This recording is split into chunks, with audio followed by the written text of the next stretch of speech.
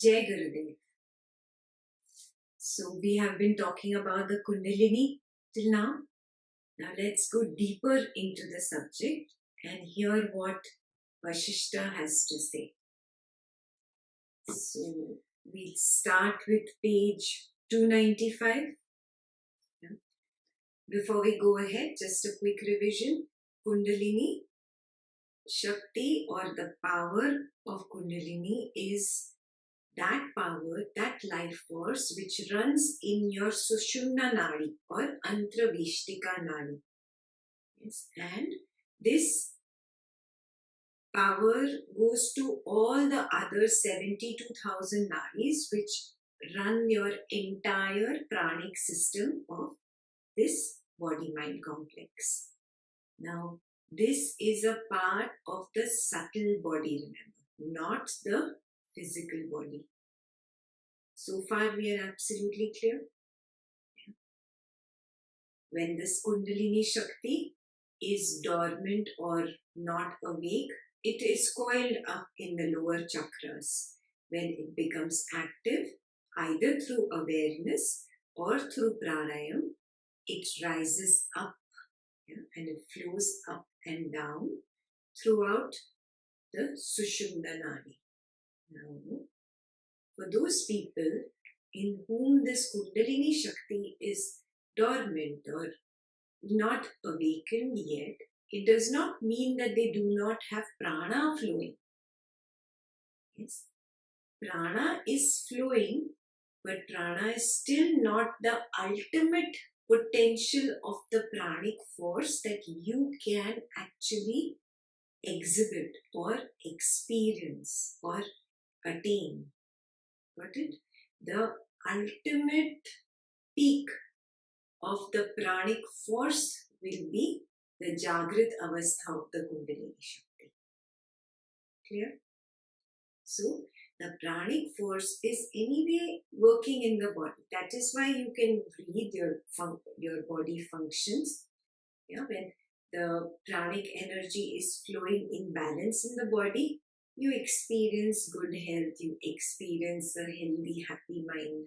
If the pranic function experience some obstacle, some dysfunction, then there are diseases in the body as well as in the mind. So now let's read what Vasistha has to say. Vasistha continued. Kundalini functions in the body composed of the fivefold elements in the form of the life force. It is the same Kundalini which is known variously as conditioning or limitation, as the mind, jiva, movement of thought, intellect, or the determining faculty, and ego sense. For it is the supreme life force in the body. As the apana, it constantly flows downwards. As the samana, it dwells in the solar plexus, and as udana, the same life force rises up. On account of these forces, there is balance in the system.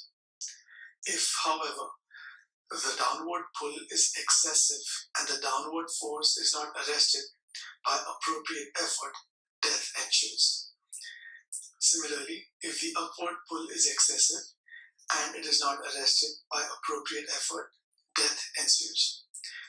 If the movement of the life force is governed in such a way that it neither goes up nor down, there is an unceasing state of equilibrium and all diseases are overcome. Otherwise, if there is malfunction of ordinary or secondary nadi, one is subject to minor ailments. And if the principal nadi are involved, there is serious ailment. Ram asked, what are vyadhi, illnesses, and adi, psychic disorders, and what are the degenerative conditions of the body? Pray enlighten me on these. Vasistha continued, adi and vyadhi are sources of sorrow. Their avoidance is happiness. Their cessation is liberation. Sometimes they arise together, sometimes they cause each other, and sometimes they follow each other. Physical malady is known as vyadhi, and psychic disturbance caused by psychological conditioning, neurosis, is known as adi. Both these are rooted in ignorance and wickedness. They end when self-knowledge or knowledge of truth is attained.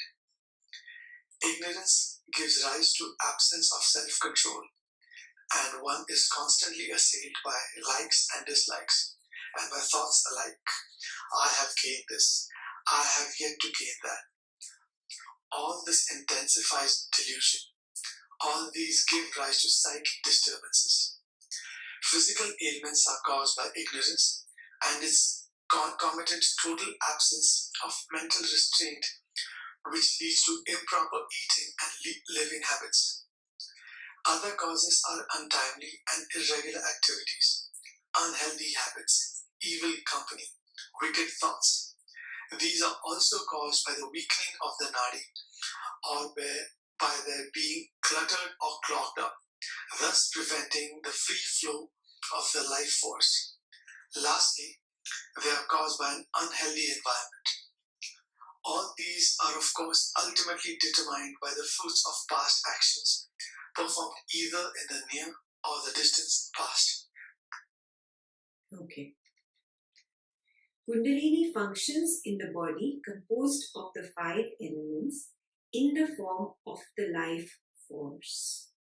It is this same Kundalini which is known variously as conditioning or limitation, as the mind, jiva, movement of thought, intellect, or the determining faculty, and ego sense, for it is the supreme life force in the body.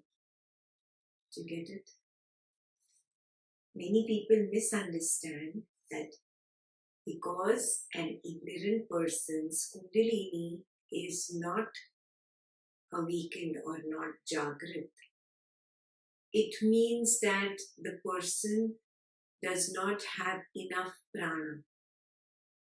In a way, it is correct that the prana is not sattvic prana, is not at its highest potential, but it's not that the person can live even in this body without the presence of prana.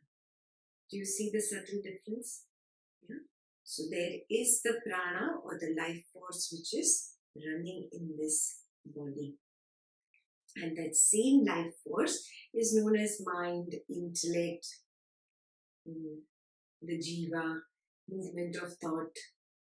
All these is being powered by the pranic force, which at its highest potential is nothing but the Kundalini Shakti. Sure?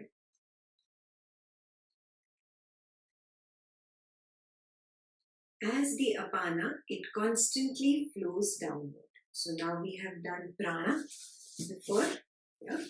Now we have done this 5 types of prana before. Yeah? Then the prana which goes downwards, it is called apana. It is constantly flowing downwards in the body. Downwards from where? From the solar plexus or from the navel area. Yeah? The prana that is flowing upwards or rises upwards from the solar plexus is udana. And the prana which runs within the solar plexus is samana. Yeah? This explanation, one more prana is missing, and that is the dhyana, if you remember. It goes in a circular fashion. Yeah? So this dhyana is really maintained because of this equal energy going up as well as down. If one energy becomes more than the other, then there is an imbalance in the life force, and that may lead to death. Even a little bit of imbalance leads to diseases first, and then it moves on to death. On account of these forces, there is balance in the system. And this balance is this dhyana. The dhyana maintains the continuous circulation. And where is this circulation? It is in this external, subtle or pranic body which is outside 12 finger space outside your physical body is the border of the subtle body. So it is 12 finger space from every side. It's like a bubble. You are in the bubble. The Vyana is running inside this bubble. And this Vyana is propelled by the equivalent force of Udana going up and Apana going down, and the Samana in the solar plexus. So because these forces are equivalent, Vyana moves properly in its orbit, the way it is meant to be. If, however, the downward pull is excessive and the downward force is not arrested by appropriate effort, death ensues. Similarly, if the upward pull is excessive and it is not arrested by appropriate effort, death ensues. If the movement of the life force is governed in such a way that it neither goes up nor down, there is an unceasing state of equilibrium. Yeah? Then Vyana flows in a proper balance, and that is called the unceasing state of equilibrium. Now, this unceasing state of equilibrium is both at the physical and at the mental level. Are you getting this? And all diseases are overcome. This means a disease is nothing but an imbalance in these pranic forces. The moment there is an imbalance in the pranic force, it will either create a disease in the physical body or in the mental or the subtle body. Otherwise, if there is malfunction of ordinary nadi, one is subject to minor ailments. And if the principal nadi are involved, there is serious ailment. Yeah? So this imbalance can go on for some time. And if it goes on for some time, what will happen is all the nadis, the 72,000 nadis which are there, they all start getting affected. Now, the principal nadis are the ones that go to your principal organs, yeah, the heart, the lungs, and those that give power to the hands and legs to move. Those are the principal nadis which let you see, let you hear, yeah, the 5 karmendriya, the 5 jnanendriya. Their nadis are the principal nadis. If they get affected, then you get a very serious ailment. But if a small little nadi somewhere is affected, then you just get simple ailments like pain or weaker bones, weaker muscles. Yeah? It doesn't lead to a majorly serious ailment. But understand the crux. The crux is we need to maintain the balance in the pranic system. Yeah? And this balance we have all learned, yeah, through our doshas. This pranic system can get a little out of balance, and with simple remedies like food, yeah, proper food which is conducive to your particular dosha, proper exercise that is conducive to your particular dosha can bring about the balance in the system. And that is what Ayurveda is based on totally. Okay. Rama asked, what are Vyadhi, illnesses, what are Adi, psychic disorders, and what are the degenerative conditions of the body? Pray enlighten me on these. Vasistha continued, Adi and Vyadhi are sources of sorrow. Their avoidance is happiness. Their cessation is liberation. Sometimes they arise together, sometimes they cause each other, and sometimes they follow each other. Yeah, this has happened with you now. just a little disturbance in the physical system somewhere, some little pain, some little ailment that comes on to the body, it affects your mind, it affects your mood, your emotions. And if this effect increases in its magnitude, it can cause psychic disorders. Yeah? So physical disorders are vyadhi and mental or psychic disorders are adi. Vyadhi and adi can follow each other, yeah? Or they can cause each other. A mental disturbance where you feel, oh, I am not well, or I am not good, I am not happy, some sad thought, when continuously you keep thinking about it or giving it too much over importance, can lead to a particular physical ailment. Yeah, like they say, a lot of anger and a lot of outbursts of excitement can lead to ulcers. Yeah? So mental illnesses like adi can lead to physical illnesses, vyadhi, which is, for example, a mental thing like too much overexcitement, where you get angry, overexcited, too much hatred, outbursts of anger can lead to physical ailments like ulcers. Yeah, they can follow each other, they can cause each other, or they arise together. Physical malady is known as vyadhi, and psychic disturbance caused by psychological conditioning or neurosis is known as adi. Both these are rooted in ignorance and wickedness. They end when self-knowledge or knowledge of truth is attained. Yeah. Very beautifully explained that any illness that you are suffering from, doesn't matter whether it's physical or mental, anything has rooted out of ignorance, out of wickedness. So this might touch a very sensitive chord within you, and you may say, oh, I'm suffering from this ailment, and Vasistha is so mean to say that it is because of my wickedness. Yeah, but it is true. Any suffering that comes to you comes only because of your karma. Nobody else is to be blamed here.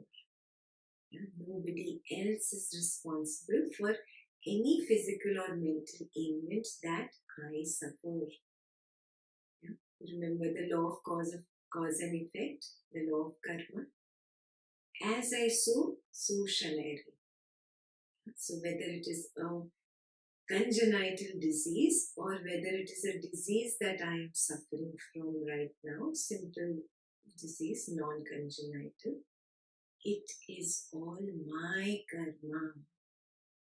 Yeah? And the law of cause and effect, or the law of karma, is very, very fair and square. Nobody gets an ounce more, nobody gets an ounce less. Okay? So homework for you.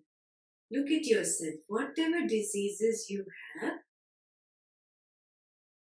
look at them objectively. This is just my karma phalam. Yeah? Let me go through this smilingly, willingly, happily. Whatever has come my way, I have asked for it. Either through, one, my ignorance, or two, through my wickedness. Yeah? This ignorance or wickedness could be in the past lifetime. Maybe now you are a holy person. Yeah? But we have to all pay for whatever we have done. So pay for it happily, willingly. It's okay. Yeah? Whatever is, and I will willingly go through this. Yes. Be with what is, because what is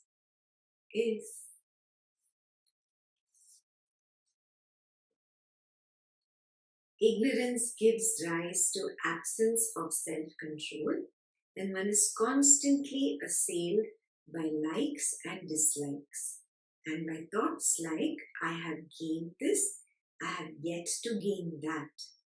All this intensifies delusion. All these give rise to psychic disturbances. Yeah, very clear? Number one, ignorance. Ignorance gives rise to absence of self-control. So from ignorance, draw an arrow down to absence of self-control.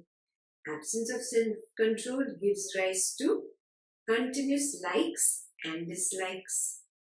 Yeah? And thoughts of, I have gained this and I have to gain this still. So likes, dislikes and a big I, of course. Whatever you like, you have to gain it. Yeah? Or if you've gained it already, you have pride. So there is this big I which goes down from both likes and dislikes. All this intensifies delusion. All that is delusion. Likes, dislikes and the big I is all delusion, all Maya. And all these give rise to psychic disturbances. Clear?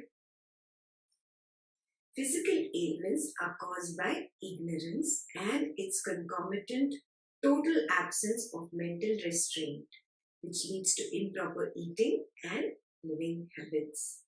So, how are physical ailments caused? Number one, you will write ignorance, and because of ignorance, your living habits are not good, your eating habits are not good, there is no mental control over anything in life. Yeah? You're just haywire. Why? Because of ignorance. And other causes also are mentioned. They are untimely and irregular activities. There's unhealthy habits. There's evil company. There's wicked thoughts. All these lead to physical ailments. Yeah, this is so amazing, no? Even bad company leads to physical ailments. How? You will say how? Yeah, bad company only instills negative thoughts into me. I become full of negativity. When I become full of negativity, my pranic forces get imbalanced. They cannot flow in a balance. A balance can happen through only happy thoughts, through loving thoughts, through a calm state of mind. Yeah, not through wicked thoughts, not through conspiracy, not through politics, not through greed or hatred. And evil company only instills all these negative qualities. And these negative qualities makes your pranic system haywire. There is no more balance.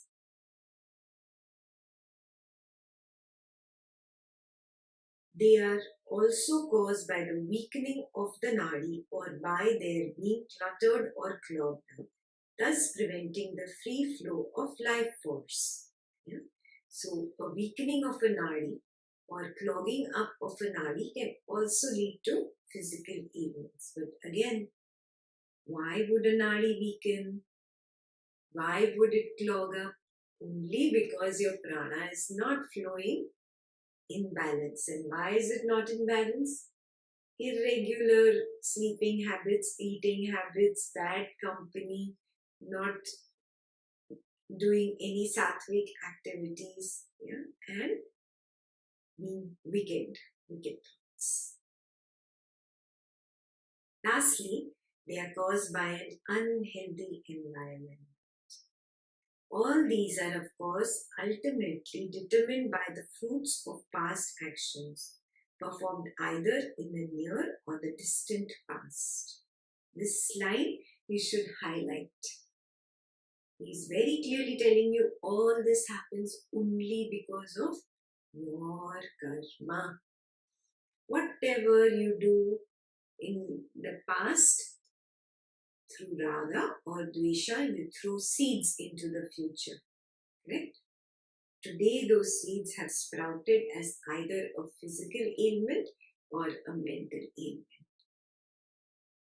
You getting this? So next homework for you. If you have certain diseases, certain mental and physical problems or ailments right now, number one, recognize what could be the factor. Is it irregular sleeping habits, eating habits, no diet, no need to diet, but keeping a sattvic diet is not happening, no exercise, being in bad company all the time, being evil thoughts. Yeah, even internet today is like, the fountain of negativity, fountain of evil thoughts. You look at somebody else's profile picture and say, oh, this person went to this place, and then you have that jealousy or that desire to go, and then why he went, how does he deserve this more than me? Those wicked thoughts can come up and get us into this chain where we can lose our constant state of calm and happiness and harmony. Yes? So recognize, do you have any of these factors? Yeah. And what are those factors? So homework clear on page 295. Finally, it is all karma. And the only way I can get over karma is to not through any more future seeds, and whatever seeds sprout today, go through it happily, willingly. Good. Now let's read page 296. Vasistha continued. All these psychic disturbances and physical ailments arise from the fivefold elements. I shall now tell you how they cease. Physical ailments are twofold, ordinary and serious. The former arise from day-to-day causes, and the latter are congenital. The former are corrected by day-to-day remedial measures and by adopting the proper mental attitude. But the latter ailments, as also the psychic disturbances, do not cease until self-knowledge is attained. The snake seen in the rope dies only when the rope is again seen as rope. Self-knowledge ends all physical and psychic disturbances. However, physical ailments that are not psychosomatic may be dealt with by medication, prayers, and by right action, as also by baths. All these have been described in medical treatises. Rama asked, pray tell me, how does physical ailment arise from psychic disturbance, and how can it be dealt with by means other than medical? Vasistha continued, when there is medical confusion, one does not perceive one's path clearly. Unable to see the path in front of oneself, one takes a wrong path. The life forces are agitated by this confusion, and they flow haphazardly along the nadi. As a result, some nadi are depleted of energy and others are clogged. Then there arise disturbances in the metabolism, indigestion, excessive appetite, as also improper functioning of the digestive system. Food eaten turns into poison. The natural movement of food in and through the body is arrested. This gives rise to various physical ailments. The psychic disturbance leads to physical ailments. Just as my rope balance is capable of making the vowels move, even so certain mantra like Ya, Ra, La, Va can also remedy these psychosomatic disorders. Other measures are pure and auspicious actions, service of holy men, etc. By these, the mind becomes pure and there is great joy in the heart. The life forces flow along the nadi as they should. Digestion becomes normal, diseases cease. By the practice of puraka or inhalation, if the kundalini at the base of the spine is filled and made to rest in a state of equilibrium, the body remains firm. When, through the retention of the breath, all the nadi are warmed up, the kundalini rises up like a stick, and its energies flood all the nadi of the body. On account of this, the nadi are purified and made light. Then the yogi is able to travel in space. When the kundalini arises through the Brahma nadi and reaches a spot known as Vadashata, 12 finger breadths from the crown of the head, during the rechaka or exhalation, if the kundalini can be held there for an hour, the yogi sees the gods and perfected beings who travel in space. Okay. Vasistha continued. All these psychic disturbances and physical ailments arise from the fivefold elements. So you remember in Ashtavakra 20 we had done this. What are the five elements? Earth, water, fire, ether and air. And we had done the physical ailments that come up. They are primarily Vata dosha, Pitta dosha and Kapha dosha. Do you remember doing this? Yeah. And you remember finding out your dosha? Yes. So we had all done this. Yeah. Air element plus space element, when there is imbalance in the proportion of the two, it leads to Vata dosha. Fire element and water element. Imbalance in the proportion of the two will lead to Pitta dosha. And earth element and water element. Imbalance in the proportion of the two will lead to Kapha dosha. Remember? And the imbalance of Vata, Pitta, Kapha in the physical body leads to physical ailments. Yeah. So how to really get over the physical ailments? You should learn how to balance the Vata, Pitta, Kapha dosha. Yeah? Means balance the five elements. And how do you balance the five elements? By balancing this prana. Yeah? The prana that is going up and down, it has to be equal. Otherwise, there is an imbalance.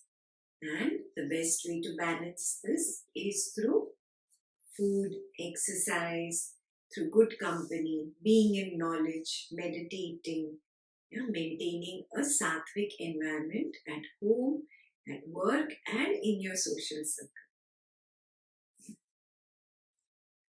I shall now tell you how they cease. So we know how they arise. Now he's going to tell us how they cease. Physical ailments are twofold, ordinary and serious. The former, which is ordinary, arise from day-to-day causes. That is Vata dosha, Pitta dosha, Kapha dosha in minute degree. Yeah, not a major Vata dosha. Minute degrees. That is day-to-day cause. And the latter are congenital, which become karmic. So your Vata dosha, Pitta dosha and Kapha dosha can become karmic as a very strong impression in the consciousness. And that is carried over to the next lifetime. And when it is carried to the next lifetime, it is seen as a congenital dosha with which you are born. The former are corrected by day-to-day remedial measures. I already told you those. Take care of your food, diet, exercise, good happy thoughts, not wicked thoughts, and good company and good atmosphere and environment. And by adopting the proper mental attitude. What is the meaning of proper mental attitude? Yeah, seeing things as they are, looking at the truth of life. Being with what is. This is the proper mental attitude. Yeah? And what is the improper mental attitude? I want this, I like this, I don't like this, I don't want this. This tug of war in the mind is an improper mental attitude. But the latter or serious ailments, as also the psychic disturbances, do not cease until self-knowledge is attained. Got it? So the congenital ones are like very strong karmic impressions. So an impression will not go so easily. So you will have to go through it in this lifetime. That is why it is a serious or a congenital ailment, or the other is psychic disturbances.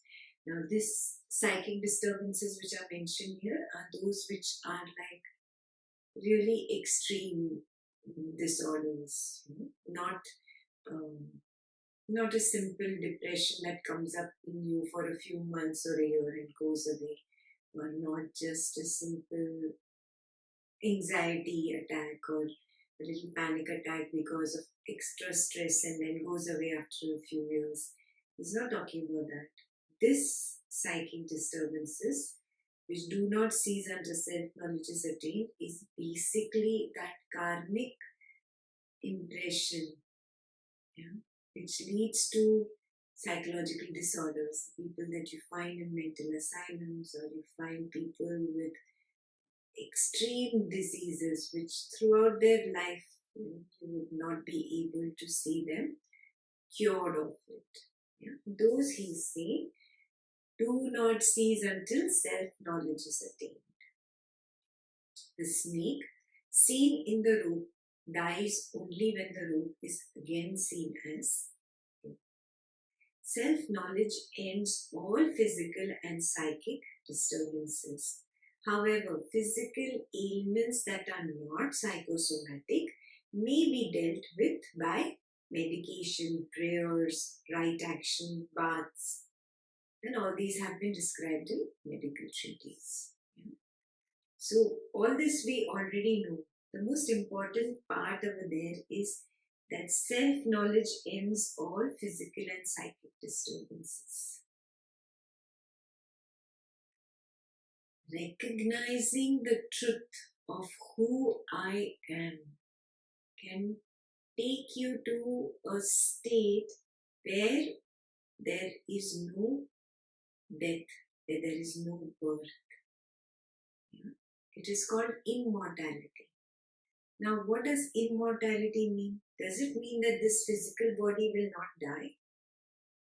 No, you might live in this body a longer time compared to the others. Nothing great about it, but this body will end. Every body is a karmic impression and comes with an expiry date. So this body will die. It's not the immortality of the physical prakriti, but it is the immortality. Means what? Means that recognition of I am the Purusha. That is the self-knowledge. Once you attain that, then there is no coming back into body. And when there is no coming back into body, there is no physical ailments, and so-called mental disorders will not affect you.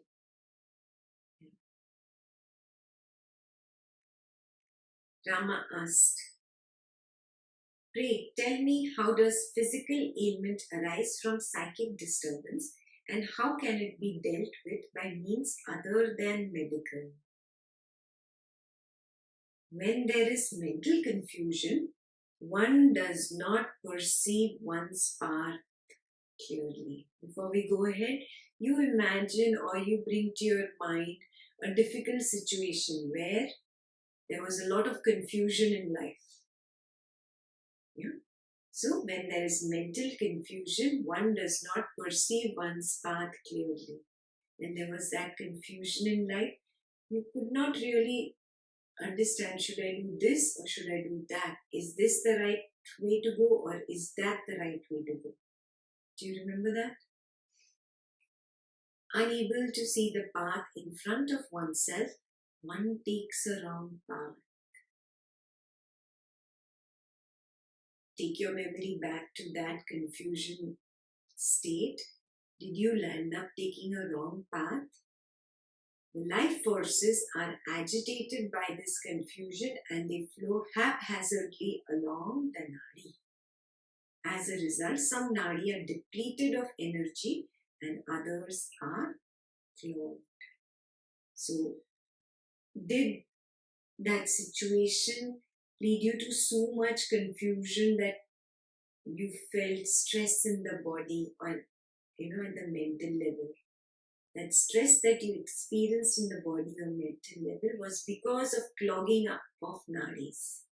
And this clogging up only simply happened because of lack of clarity, not seeing things as they are.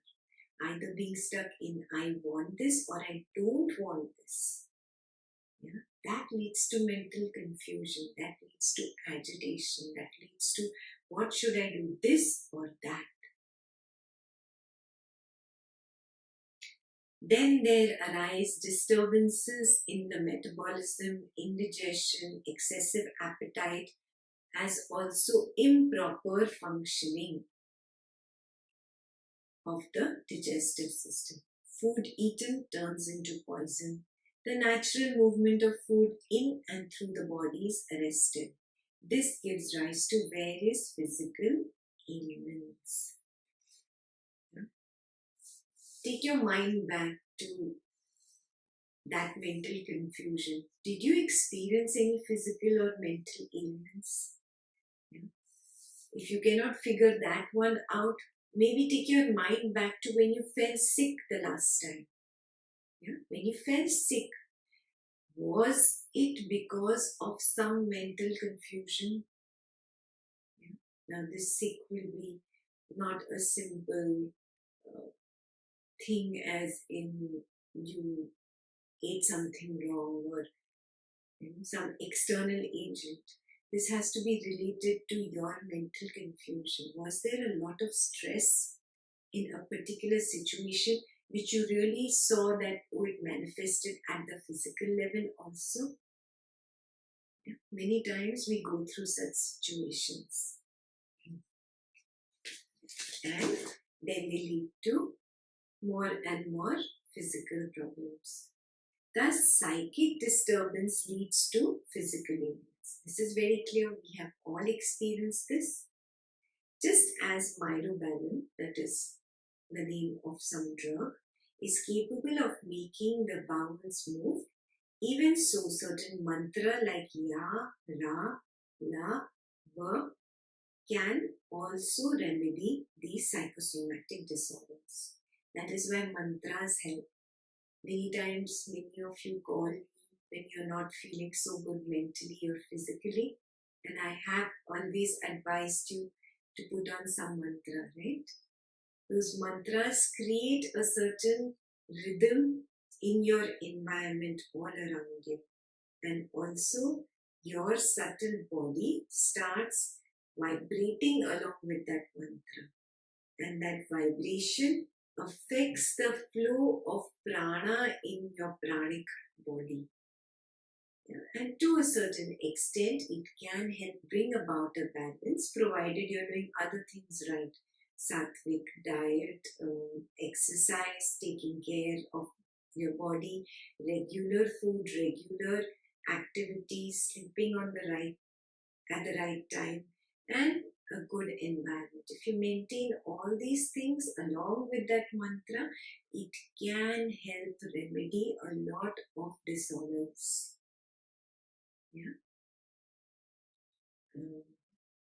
A very important mantra that will help you, especially when you're suffering from mental anxiety, is Om Clean.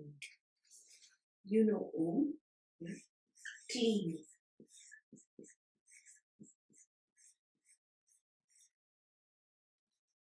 This mantra really helps you at the physical and at the mental level. So even if now you are suffering from any mental or physical ailments, just 10 to 15 times recite this mantra in the morning. Om Clean. It's also available on YouTube. There are many versions by many singers. Whichever one you like, just play it in the background. It helps purify the environment and touches your subtle body, and will also help you calm down.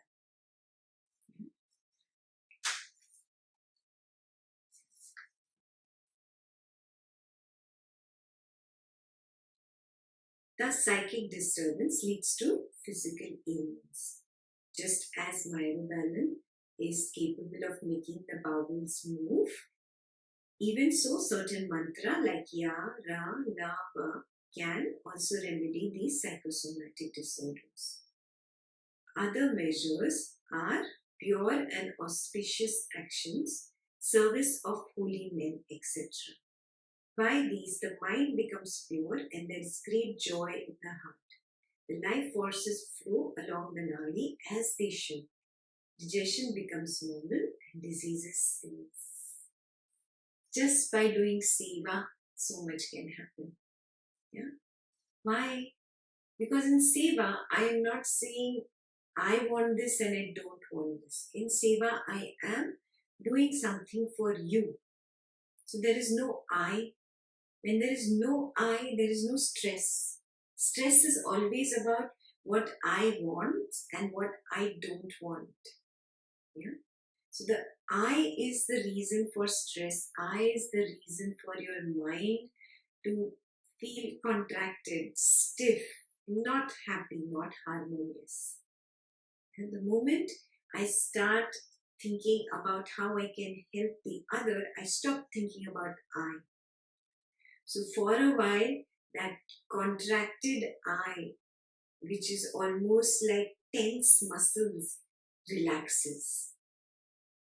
And it loosens up because it's not the center of focus. So it can just be, and that just being relaxes you. Think of I as the most dangerous muscle of your, not physical body, but of your subtle body. And when this muscle becomes severely overused and severely strained, it can cause a lot of pain. And that pain is nothing but stress and mental confusion. The moment you drop the I, the focus is gone. The stiff, taut muscle becomes relaxed, loose, and it can heal itself. So, homework for you. Are you really stuck a lot in I? Or are you doing some kind of seva? Any seva. Just little while, in a couple of days at least, think about how I can help another person.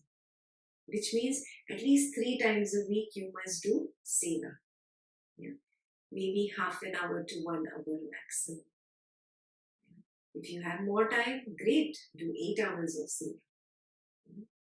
But see that you do seva minimum 3 times a week. Why? It is for the health of you, not for I. You are going to help your own self by doing seva. It's not about the other person. Get this. Yeah? So, start doing seva. And there is a lot of opportunity in Art of Living to do seva. There's a lot of opportunity in online sessions to do seva. If there is nobody else giving you seva, contact me. I'll give you some online seva which you can do from the comfort of your home. Yeah, at least for some time, learn to drop the I.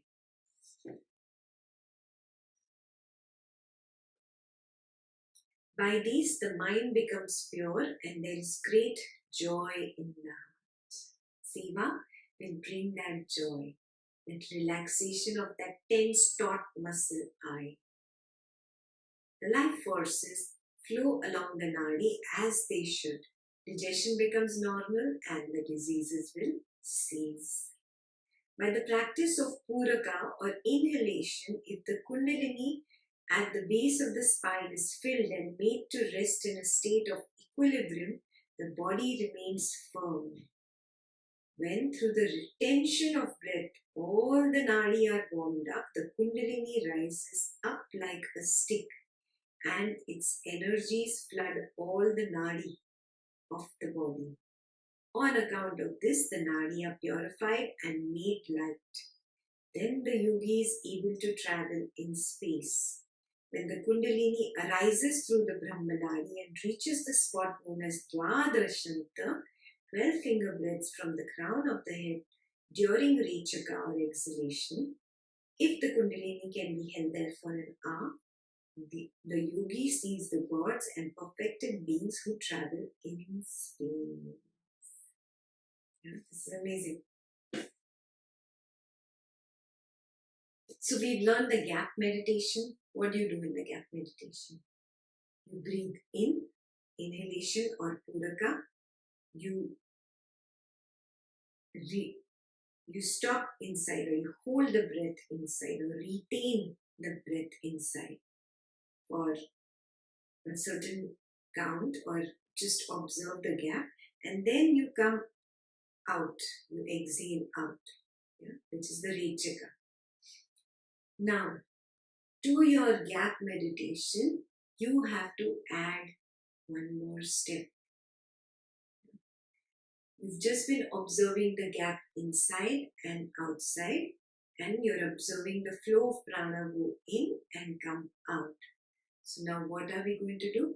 We are going to take our breath in, which is inhalation. While doing the inhalation, let's look at the paragraph. If the kundalini at the base of the spine is filled and made to rest in a state of equilibrium, the body remains firm. So, during the inhalation, just focus on the base of the spine, and observe the energy. Is the energy just resting in an equilibrium? When through the retention of the breath, all the nadi are warmed. So next, once we have taken the breath in, we are focusing on the base of the spine. Now we retain the breath or hold the breath inside. During retention, what will happen? All nadi will be warmed up. The kundalini will automatically rise up like a stick. So you observe the kundalini come up. It will come up through the chakras. And its energies flood all the nadi of the body. And see if you can experience the energy in all the nadis of the body. On account of this, the nadi are purified and made light. Then the yogi is able to travel in space. Now don't start imagining that you are going to start traveling in space and flying and all that yet. We will just focus on the simple pranayam that he is teaching us here. By the practice of puraka or inhalation, if the kundalini at the base of spine is filled and made to rest in a state of equilibrium, the body remains firm. So this is a technique he's given you. We have already done the gap technique, where we just focus on the gap inside and the gap outside, and the prana that is driving the inhalation and the exhalation. Now, this is a similar technique where he's telling you, when you breathe in, you focus on the base of the spine. In the inside gap, you start raising your energy up. You start the upward movement of the energy, and with the exhalation, the energy will rise up. Again, you'll breathe out, there's a gap.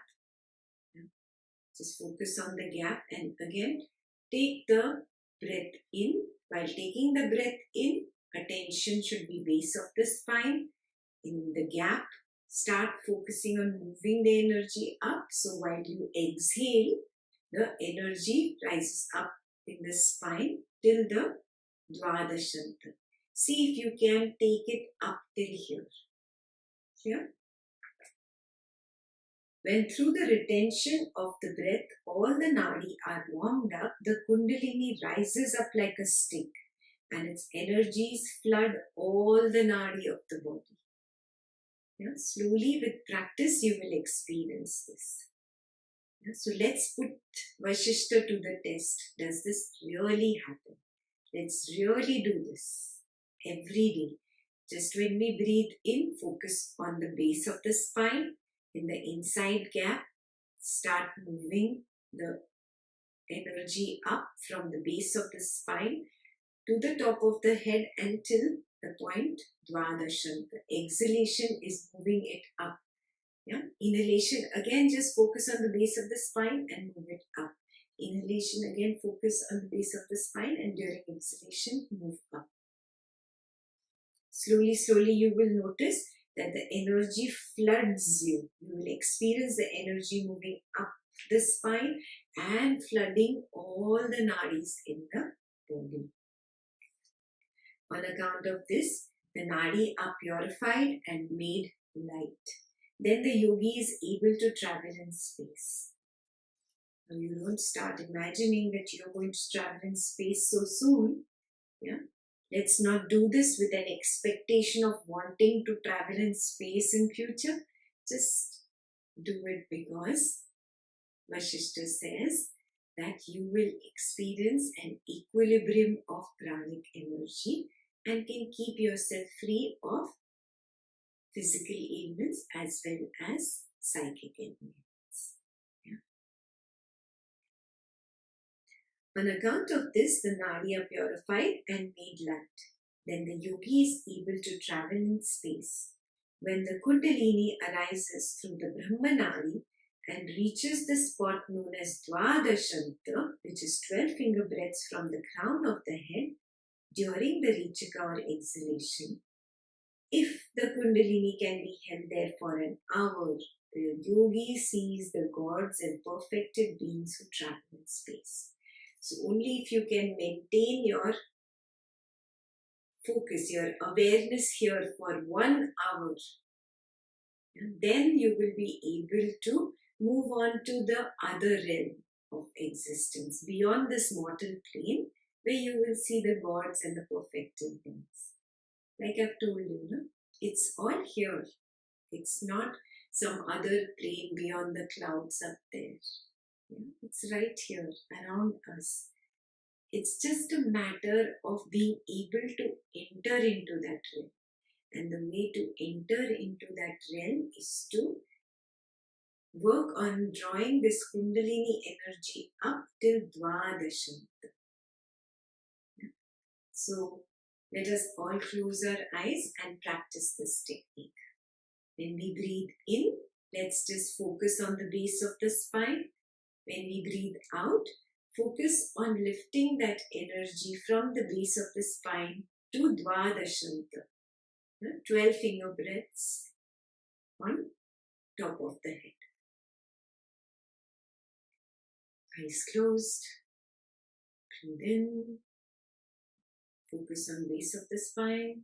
Breathe out. Raise the energy from the base of the spine through all the chakras to the top of the head. Again, breathe in and focus on the base of the spine. And breathe out. Take the energy from the base of the spine to Dvadashanta. Again, breathe in.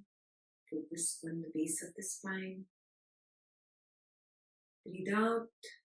Take the energy from the base of the spine to Dvadashanta. And continue.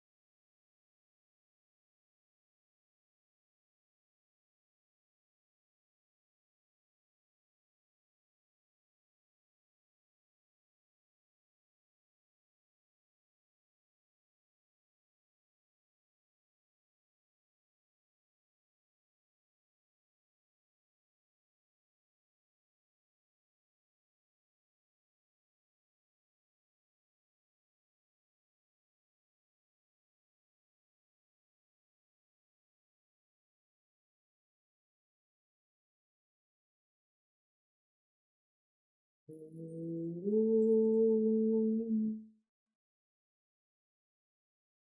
Shanti Shanti Shanti.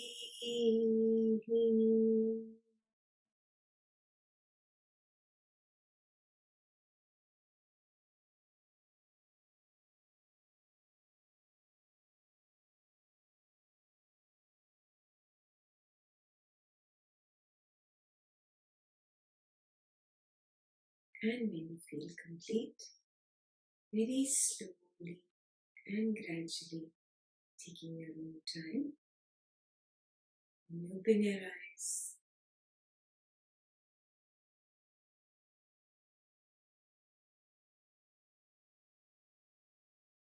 So keep practicing this entire week. Whenever you get a chance, just sit with eyes closed for a few minutes and just observe. Can you take that Kundalini up? Best done after sadhana. Whatever kriya, meditation, Padma sadhana, whatever sadhana you do.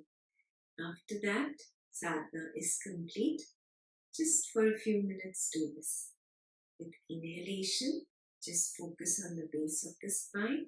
With exhalation, take the energy up from the base of the spine to Dwadasana.